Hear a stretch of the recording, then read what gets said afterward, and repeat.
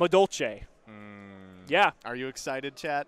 I'm excited. Madolche is a deck that has unbelievable OTK capacity, can run over anyone that doesn't know what they're up against, and in the hands of a skilled pilot really looks formidable.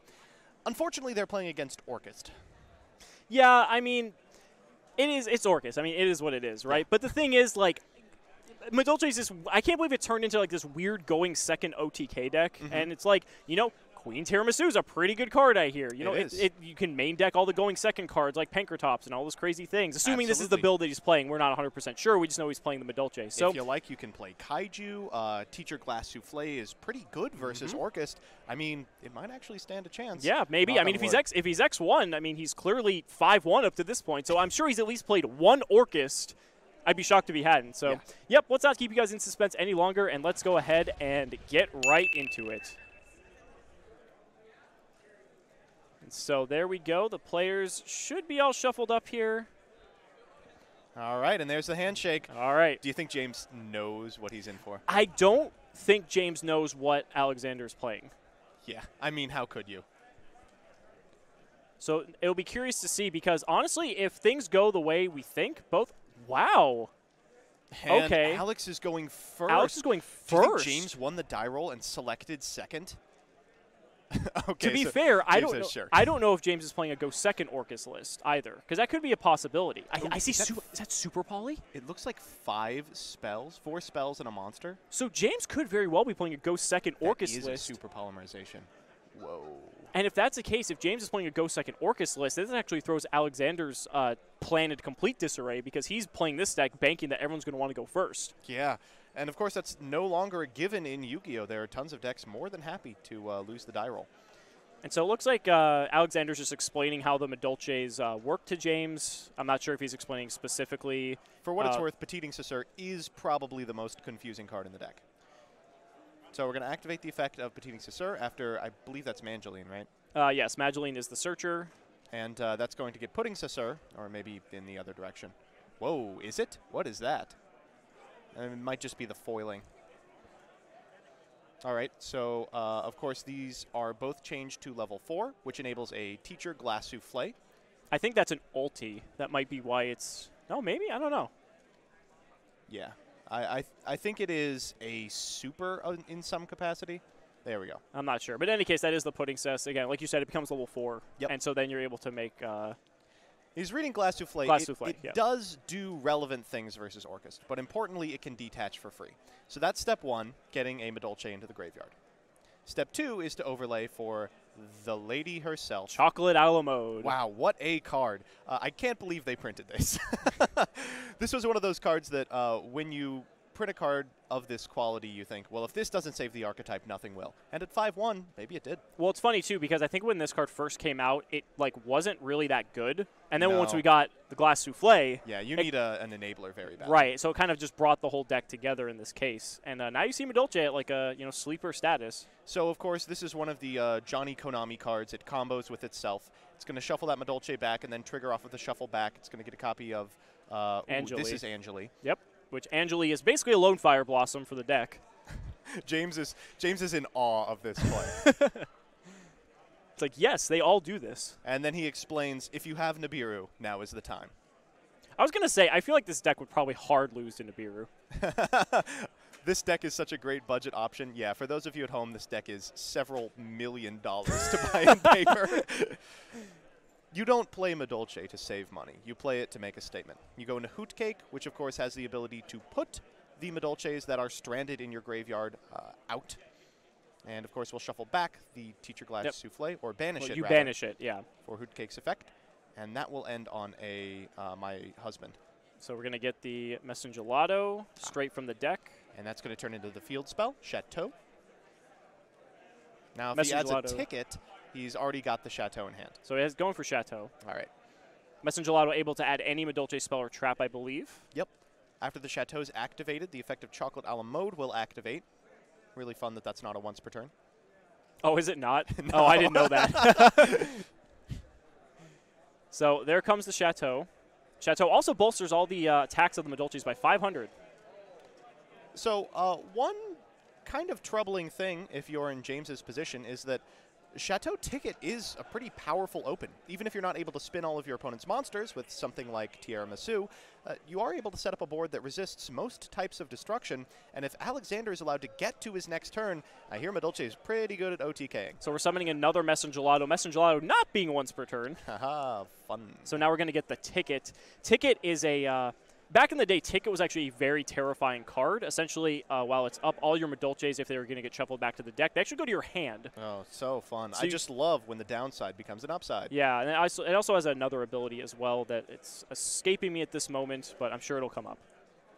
So now we're going to make a Link 2 play here. So this is the new piece of Madolche support. Sistart. Sistart, and people talked down on it when it was first released because effectively it does nothing. Importantly, it gets all of your Madolches off of the field. It could, for all intents and purposes, be generic. He's going to end on a Teacher, which is a quick effect banish, which is fine against Orcust. Set 2 cards and pass it back. Now you'll notice there's a Link Zone open, so I don't think it's outside the realm of possibility that one of those 2 set cards is a Super Polymerization. Does Glass Souffle target? Well, let me check. Is it Dingirsu good, is the question. Yeah, if Alexander has a Super Poly here, that could be pretty devastating. You can detach a material, target a Madolche monster on the field. That monster is unaffected by monster effects. And if a Madolche card is sent to your graveyard while it's on the field, shuffle up to 2 cards from the graveyards into the deck. So no graveyard targeting. Interesting. So it's effectively like a in-theme DD Crow, let's say.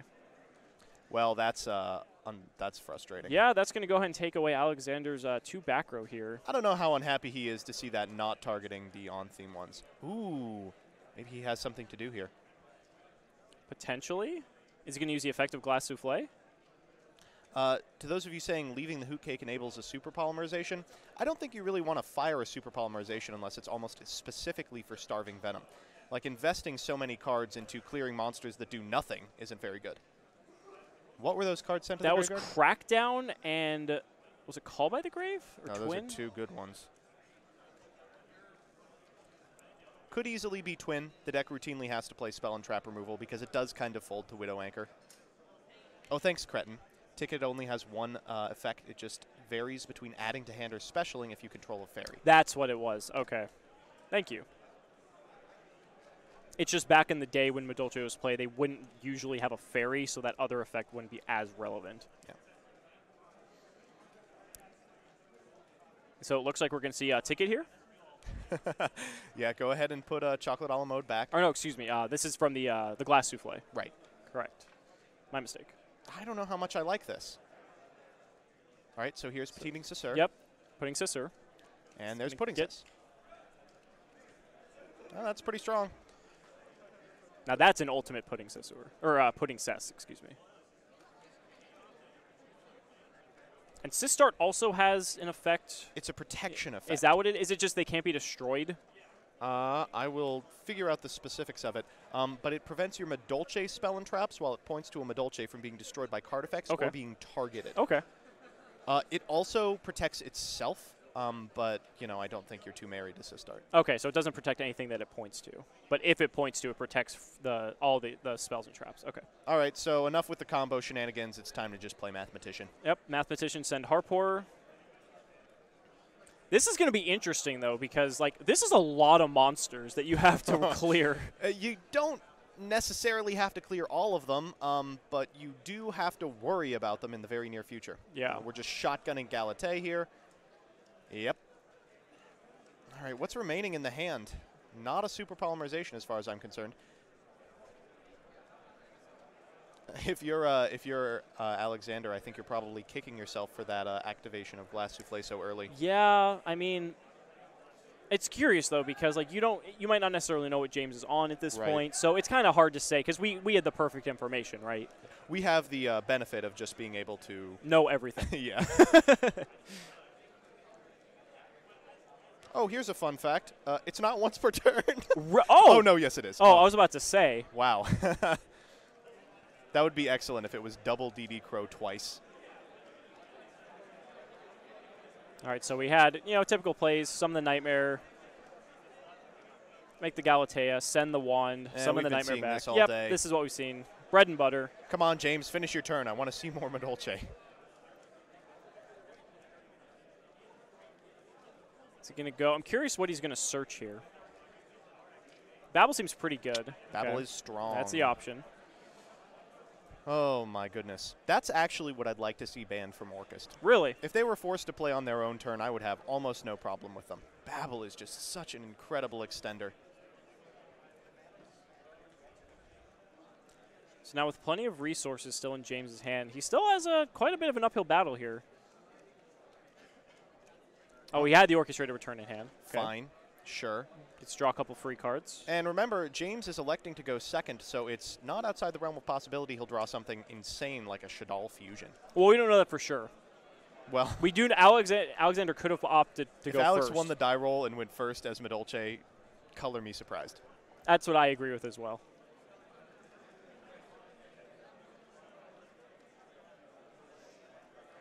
So it looks like James is just going to take another read of Sistart here. Like we said, nothing really too crazy here. It protects itself, it protects spells, and good luck. Which is like mildly relevant. Actually, and Dingirsu could still clear it anyway if he really wanted to. Dingirsu sends, so I don't think she's going to be able to use the replacement effect. Right. So Ding overlaid on the Galatea. He's going to reattach the Harp Horror. Fine. With a Babel up, that seems pretty powerful. Yep, because he's going to have the Nightmare as well as the Harp loaded for next turn. To those of you asking, both these players are X1. This is table number 7. Whoever wins this game is likely a shoo-in for top 16, though not guaranteed, I don't think. Yeah, they're still playing.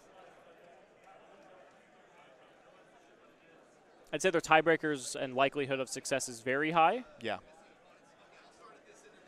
All right, so it looks like we're sending the Pudding Cess. And he's going to, of course, add it back with Chateau and Ticket. Oh, I hate it.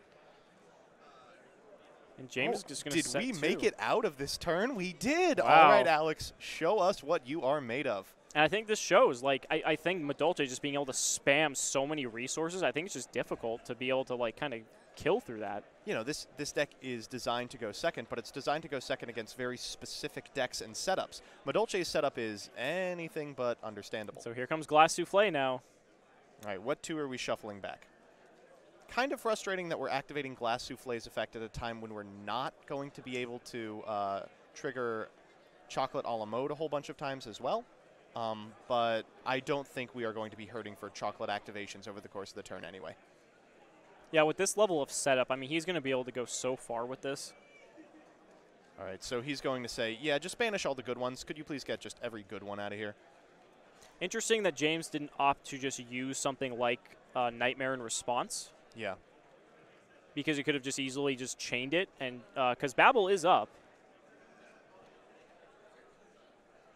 And, of course, because Glass Souffle doesn't target, no matter what he sends, that would be the card that's then spun back in. So I just saw Pankratops and an evenly matched in Alexander's deck, which means he definitely wants to go second, which tells me that James knew what Alexander was playing just from prior rounds and being able to see that, and forced him to go first. It is a proactive evenly matched. So here comes the Pudding Cess.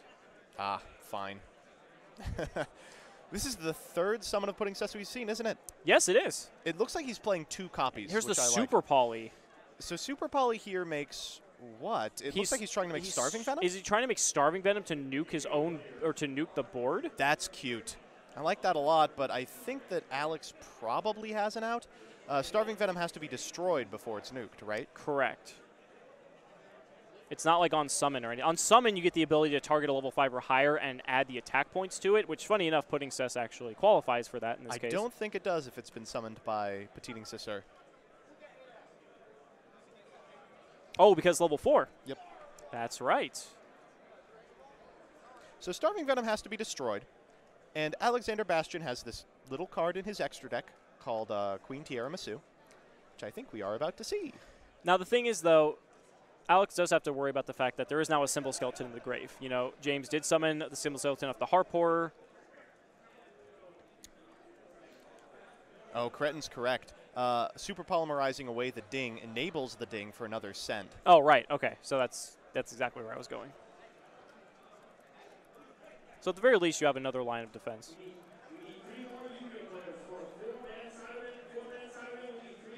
So here comes the special summon of Ding. Ding can then send the Queen Tiramisu to the graveyard to protect the Starving Venom. Ugh. I don't think this matters too much, though, because you could just easily play something like, you could make like Nightmare Unicorn to shuffle away the Starving Venom regardless. Here's another question. What if you just make a second Queen Tiramisu? That's true. That's also a card. I think that might be all right. Then you get to shuffle Ding and, oh, man. Here we go. Here we go. So now we get the... There's Mangeline. Madolche gets to go ahead and search, I believe. I don't think it cares if it's summoned normal or special. Maybe? Oh, maybe it is. Making force. Yeah. Tiramisu number 2. There she is. Wow, she looks good. Those ultis are so pretty. They are. Again, you have to be playing the highest rarity to play this deck at this level of competition. It's unacceptable otherwise. Yeah. The deck knows. All right, there's Tiramisu. I think I will go ahead and spin back the 2 most problematic monsters on the field. Now, I'm curious if he can OTK from this position. Yeah. Because he can shuffle back the 2 monsters. I don't know if I fear that back row at this point.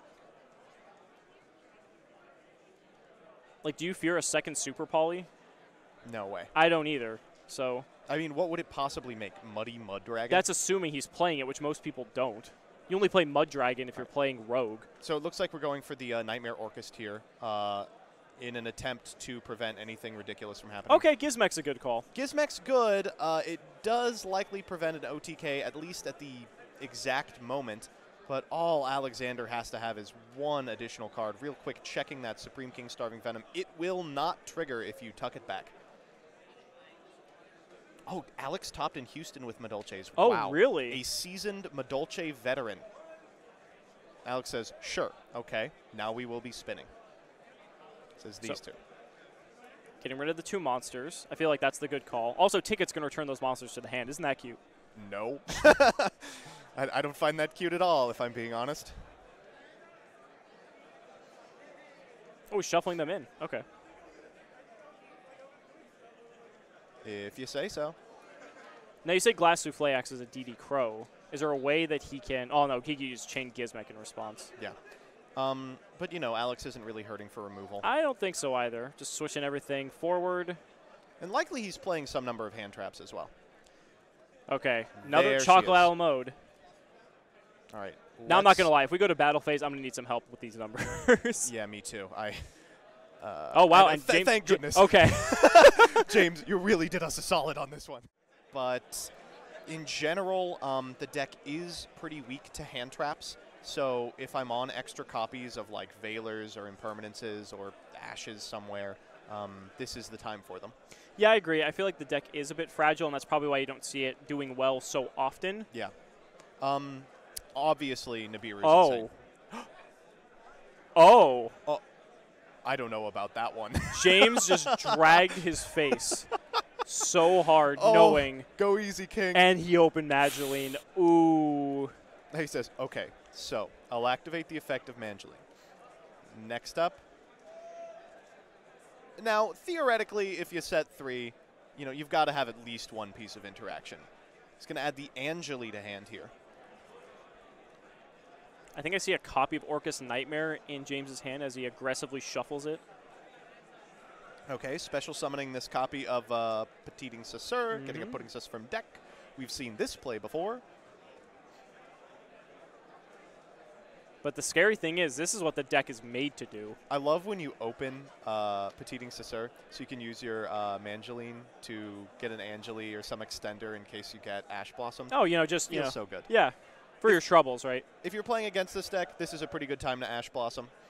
Wait. Going for Angeli. Really? All right, I'm confused. Now, Called is great here. Do you have it? He yes. does. All right. Ooh, okay, that could be a punish. So Alex now thinking a little bit. Well, these 2 are 4s, so we can make Glass Souffle at the very least. And excitingly enough, that Angeli is not in the graveyard. That's true. Ooh. He played into it. It was Yeah. planned. All part of the plan, baby. Okay. So he's going to attack with Glass Souffle. And hits a Symbol Skeleton. Goes to the grave. That is a prime target to be shuffled back. There's a system down in Alex's hand, too. Twin Twister on end phase going to hit this set copy of Impermanence. He says, okay, I'm shuffling both of those back. Have fun with 0 Orcusts, you fiend. So there we go. Symbol Skeleton and Orcust Nightmare getting shuffled back into the deck. Yes. It's an infinite impermanence. It does like. that. Yeah, it's broken. See, sometimes you assemble a game-winning OTK, and sometimes you just make DD Crow. But in a meta that's comprised of a lot of graveyard-reliant decks, like, that's not bad. I bet this exact interaction has happened a ton today. Oh, for sure. Like, his opponent does something, Alex goes, yeah, I'll chain this, and they just shake their head. No Orcusts, huh? Fine. All right, what's that one card? It's got to be good. 2 cards Here's the now. draw. Not really under any pressure. Oh, yeah. Wow. An Orcust and an orchestrated return. That seems pretty nice. Fine. Now, James does have a Nightmare. James says, oh, but okay, wait. We're not letting you activate that Orcust. I'm going to activate the effect of Glass Souffle right now. We're targeting my Petiting Chasseur, your Orcust, and you're going to have another one. I feel like this is correct. Yeah. You have to put him on it. I mean, I don't have faith in the top decks James has been seeing based on how he's drawn so far, and the knowledge that it has to happen. I mean, top decking that return was pretty good. That was strong. The other 4 cards weren't. Well, let's see if those 2 cards mattered. I don't even like passed. keeping Twin Twister in. Wow. He passed. All right, let's see what we've got. There's an Angeli that is now freed from Called by the Grave in the hand. And a Hoot Cake is good too. Oh, man. Being able to special summon from deck, this is going to be huge. I think. He's just wiping his hands on his face. No. He's like, is this really happening to me? Oh, I can't believe we're going to get to cast Madolche again tomorrow. I am giddy. He's not locked, but not he has a locked, very but high he's likelihood. quite close, and he has great breakers. I think top 16. Everyone will have to look forward to it. All right, so we're going to activate Chateau here. There's nothing in the graveyard, so it's not like he would have been able to activate Chocolate a la mode anyway. We'll go for Chocolate a la mode now. Oh, man. I feel like this should be game. And he says, I'm not even bothering with a combo. This is lethal. They all have extra 500. They're all over 2,000. Yep. That is the end of the game. That's it. And Alexander Bastion 2-0ing with Madolche. Madolche moves on to X1 after round 7. We've seen a lot of Rogue here today, but we haven't seen a lot of Rogue pick up against Orcust. Yeah, and you know what? Honestly, I feel like that's probably how Alex's day has gone. Yeah. Like you said earlier, I feel like just using the Glass Souffle to shuffle back, effectively having a built-in DD Crow into your deck, and just going second, being able to just OTK them as well, like, that was impressive. Looked like absolute cake. I am sure he was able to. You did not just make that pun. Yeah, that was mine for today. No, I am sure he has been seeing nothing but favorable matchups while simultaneously playing meta all day. Probably. And that's really the seat you want to be in as the Madolche player. Absolutely. That was quite a treat to watch. So, okay. guys. All right. Hey, if you